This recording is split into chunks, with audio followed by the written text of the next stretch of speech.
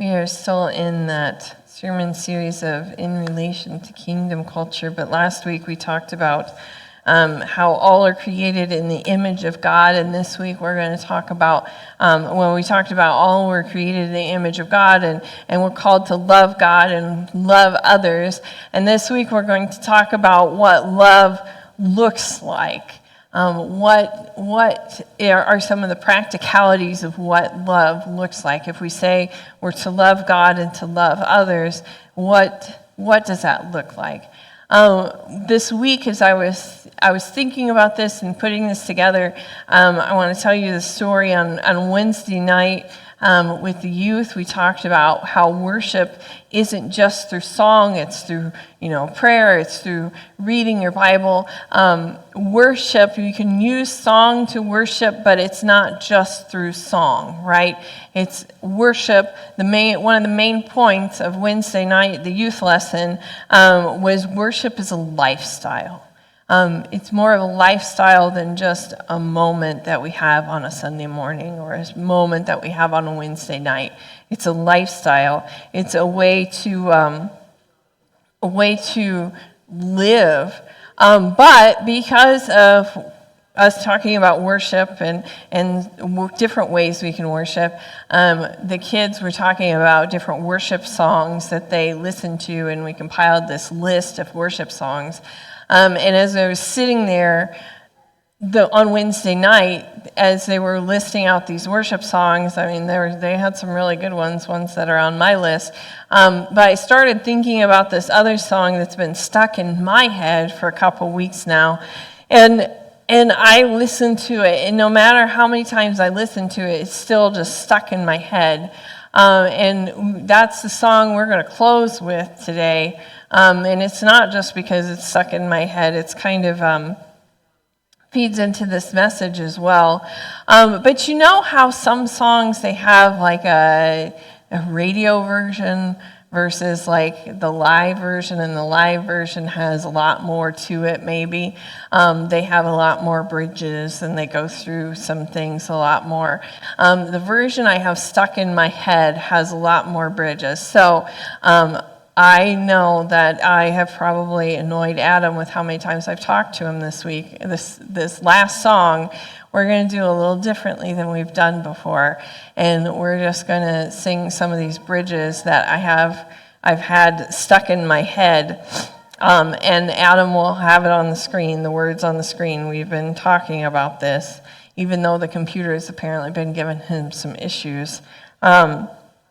But anyway, I want to tell you the bridge that gets stuck in my head. And I smiled during worship because we sang about this during in a different way in some of our worship songs. But the bridge that gets stuck in my head every time, and when I listen to Lean Back from I think it's Maverick City that sings it, the version that I've been listening to.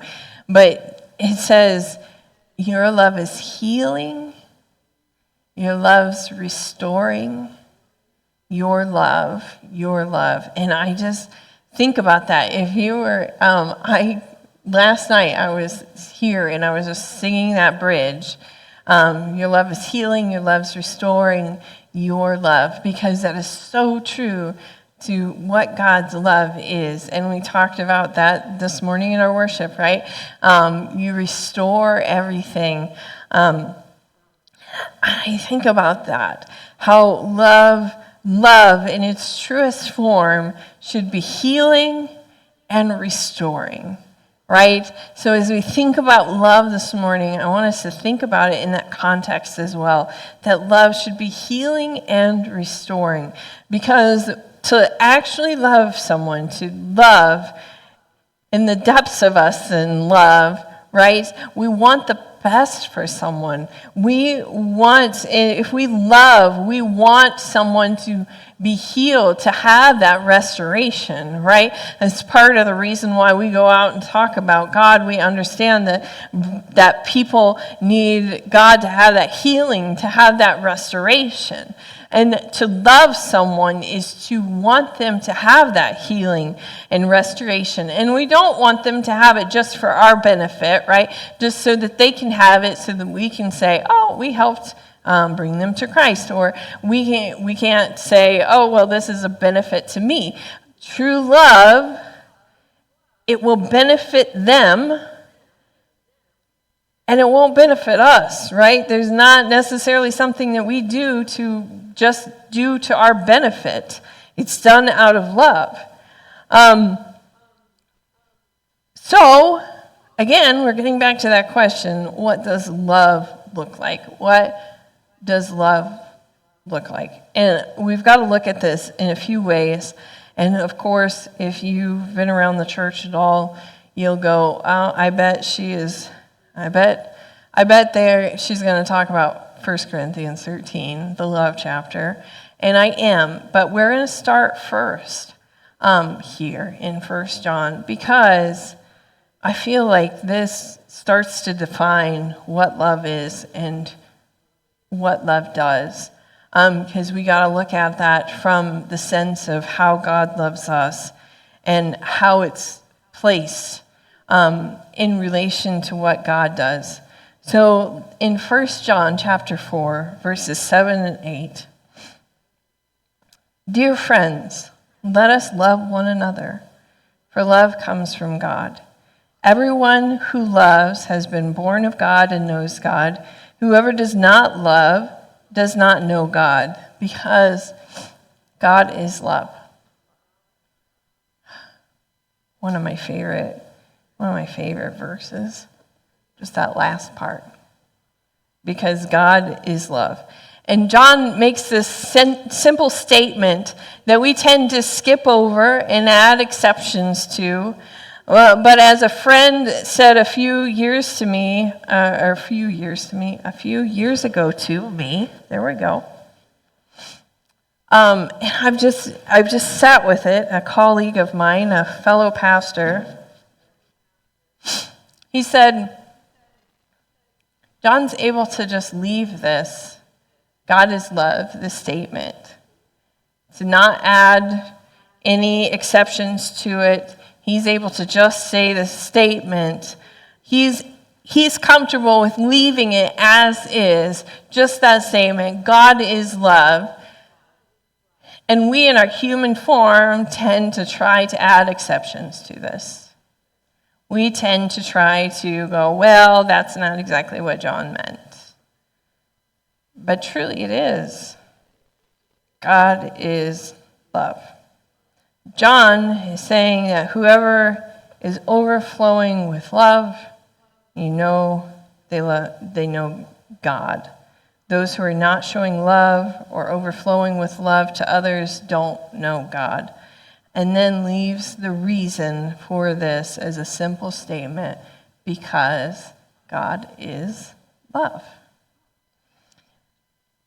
Now, in the language, in the English, leaves this without part of the original meaning.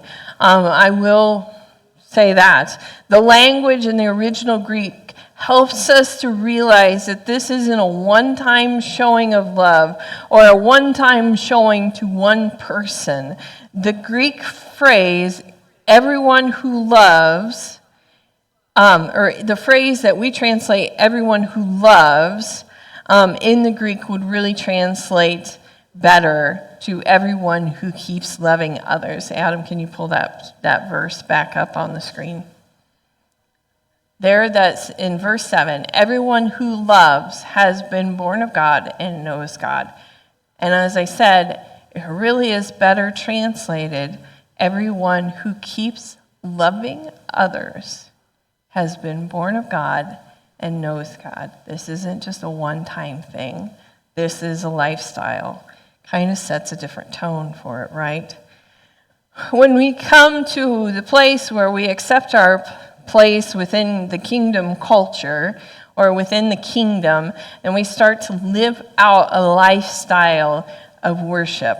A lifestyle of worship, that is the kingdom culture that we've been talking about.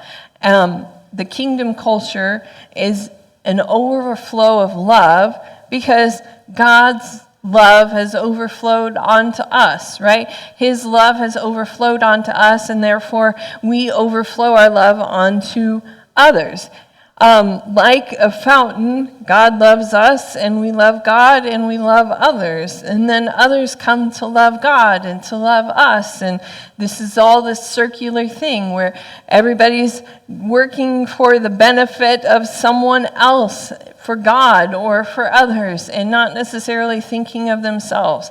And if we know God, and we live out that kingdom culture that we've been called into, then love will just overflow from us. Love for God, love for others. And we don't just love just in certain times, right? We don't just love it with exceptions in certain people. We love without exceptions everyone who keeps loving others, who continues to overflow love from their life to others. So what is love? Or what, better asked, what does it look like? Now's when we're going to start into the 1 Corinthians. But I feel like we missed something by leaving the last verse of 1 Corinthians chapter 12 out, as Paul talks about this. And so we're going to read this, and then we're going to understand. I'm going to go back and explain why I feel like this is part of 1 Corinthians 13. Paul says, and yet I will show you the most excellent way. And yet I will show you the most excellent way. If I speak in the tongues of men or angels, but do not have love, I'm only a resounding gong or a clanging cymbal. If I have the gift of prophecy and can fathom all mysteries and all knowledge, and if I have faith that I can move mountains but do not have love, I am nothing. If I give all I possess to the poor and give over my body to hardship that I may boast, but I do not have love, I gain nothing. Paul had just addressed the church in Corinth, feeling like the church in Corinth felt like they could be more religious, right? They could be more religious if they just, they had these different things that they did. They just had a checklist, and they were like, this is how we feel like we can be the most religious. And concerning their actions, and Paul sets up this chapter and says, I will show you the most excellent way. If you want to be religious, this is the most excellent way. To love. Do you want a deeper relationship with God? Do you want a deeper relationship with others? Then you need to work on love. Because if I had all these things, and I didn't have love, I have nothing.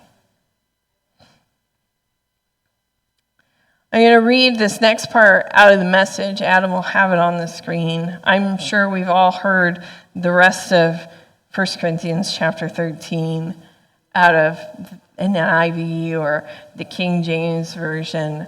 But I always feel like the Message kind of puts it into more of a modern day language for us, and I understand sometimes that works, sometimes it doesn't. But I want us to read, I'm going to read just this last little bit of the 1 Corinthians 13 out of the Message. Love never gives up. Love cares more for others than for self. Love doesn't want what it doesn't have. Love doesn't strut, doesn't have a swelled head, doesn't force itself on others. It isn't always me first.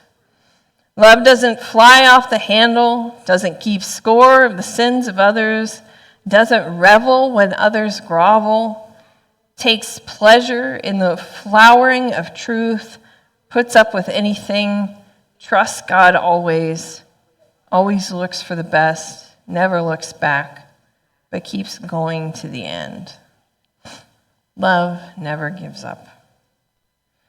Love positions itself to always be looking down the road, waiting for the prodigal son.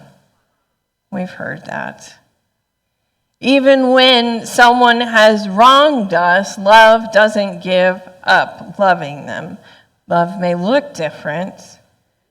Where once there was a deep relationship, maybe it's no longer as deep.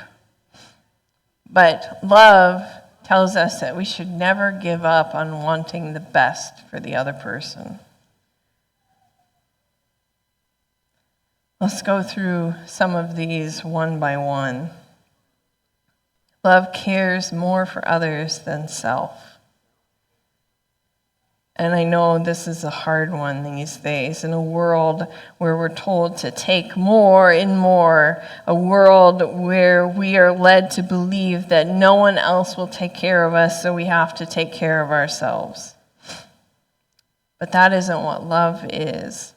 Love is giving up ourselves for the sake of others. Giving up what we feel like we need to do to benefit ourselves and giving that to others. The next one in the message, love doesn't want what it doesn't have. In a sense, it doesn't want what it can't have. Love won't take something from someone else just for the sake of having it. That's not what love is. And that goes on a few different levels. Love doesn't want praise just because someone else is getting praise, right? We don't just sit back and go, well, I want someone to say some nice things about me because they said nice things about someone else. Love doesn't want money just because someone else has money. Love doesn't or won't take what others have just because they have it. That's not what love is. Love is giving for the sake of someone else's well-being. Love is healing. It's restoring. The next one in the message is love doesn't strut. Love doesn't walk around and go, look at me, I love all of these people well. Bring the cameras, bring the newspaper, bring in the media, show them how much I love these people well. Love doesn't have to strut around. Love doesn't have to make sure everyone knows it's around and loving well. Doing that is just an action of gain. Love doesn't do an action of gain for attention. Love may get attention, but love doesn't do it just for the attention. The next one, love doesn't have a swelled head. Love isn't more concerned about themselves than they are for others. Love doesn't assume that it's more intelligent or more important. Love is quite the opposite of that.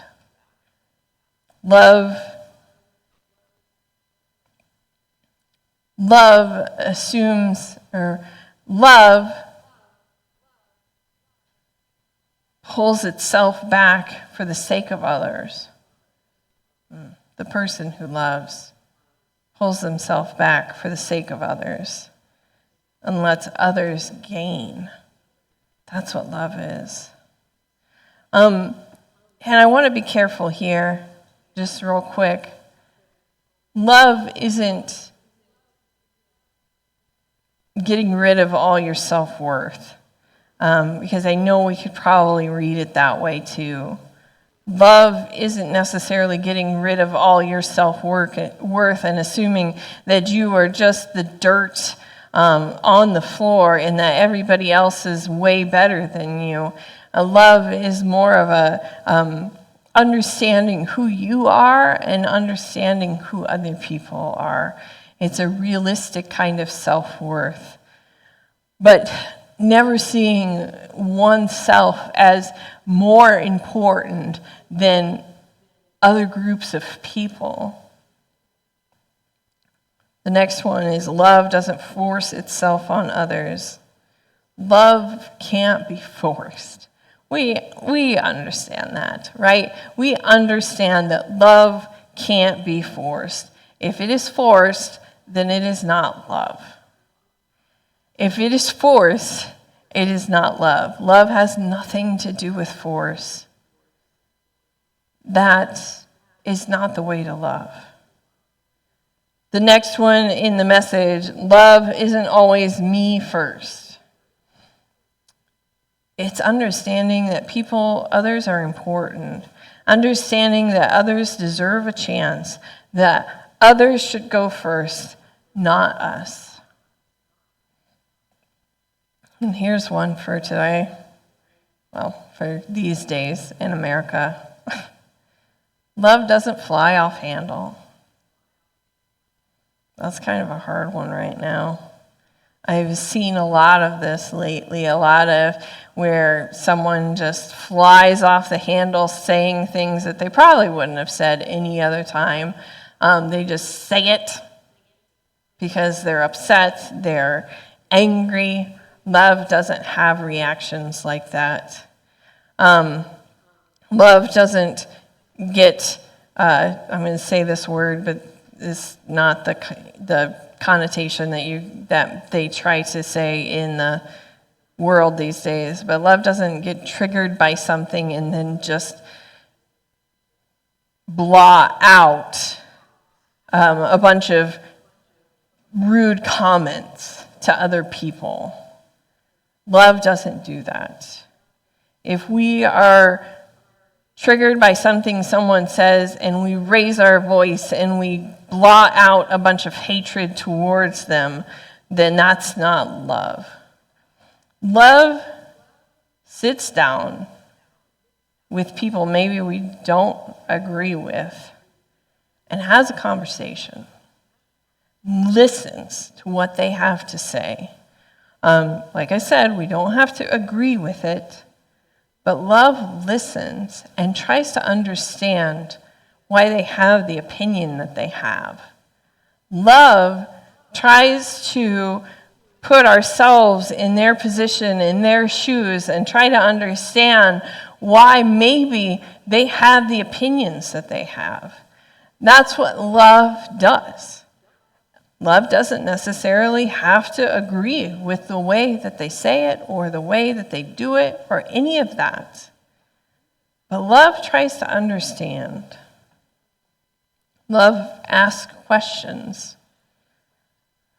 Love will ask questions to try to understand on a deeper level why someone believes something this way, or why they said it this way, or why this that was said made them feel this way. Love is patient, and love asks questions to understand, to better understand. And the next one out of the message, love doesn't keep score of the sins of others. Another thing I feel like we see a lot of these days. It's so easy in the world, right? It's the world thought, I'm going to remember that they did this to me so that when I do something to them or when they do this next thing, I'm going to remember this. And I'm going to throw it back in their face.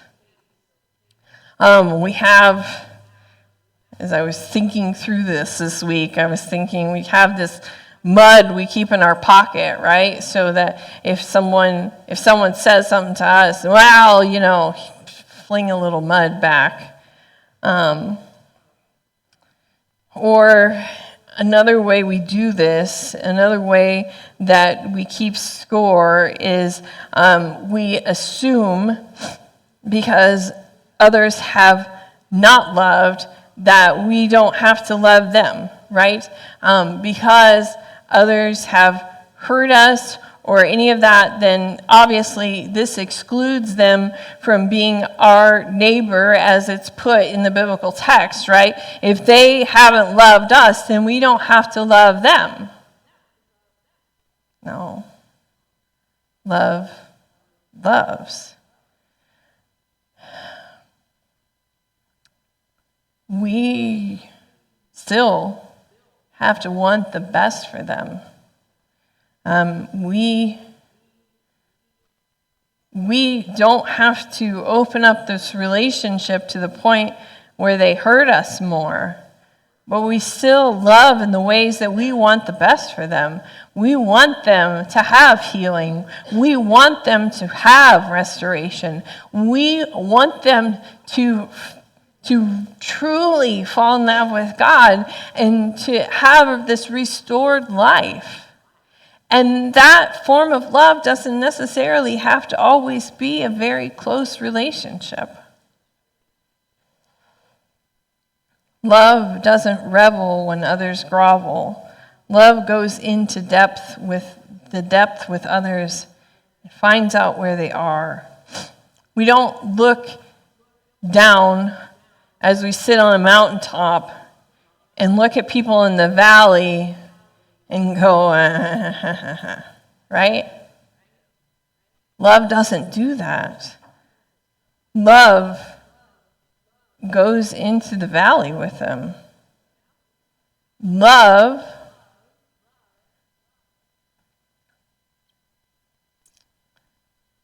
finds the place that they are and doesn't celebrate that. Love doesn't celebrate when others are hurting. Love tries to understand their hurt. We've seen this a lot played out in the last several months.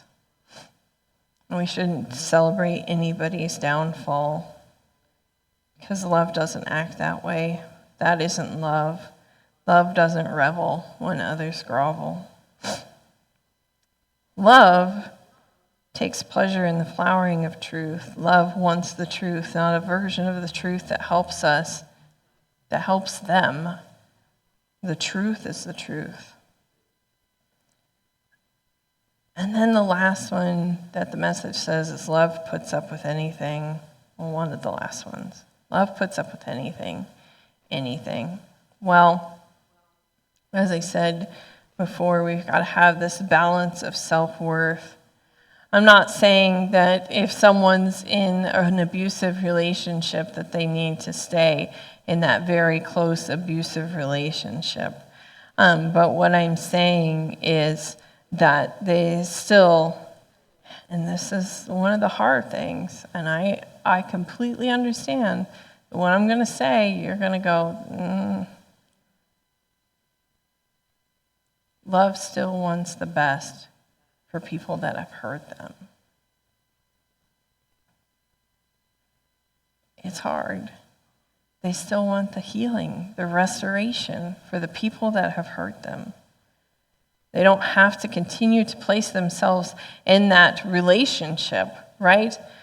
So when it says love puts up with anything, we don't have to continually place ourselves in that relationship. But love wants the best for everyone.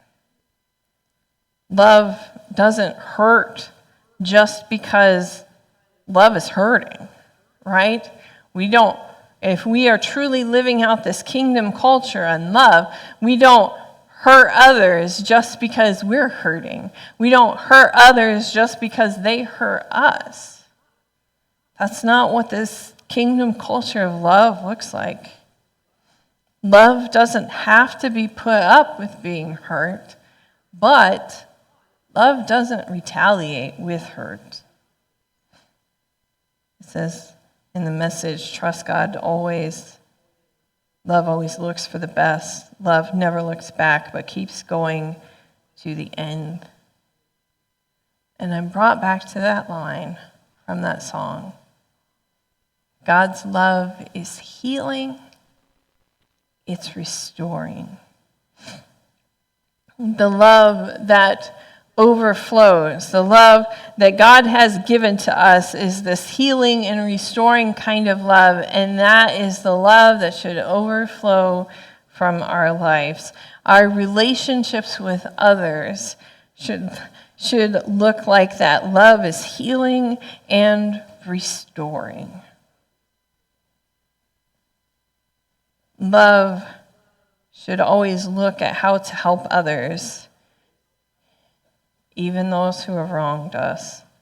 Love should always be wanting the best for others, even at our own cost. Love should always care and doesn't celebrate someone's downfall. When we're invited to living out this kingdom culture, that is what we are invited into. Not necessarily the easiest assignment, right? But as I've said, this kingdom culture that we're called to live out, it looks very different from the rest of the world. It looks very upside down compared to the rest of the world. And the question that we are left with this morning is, can we live that out? Can we live a life of love that looks like that?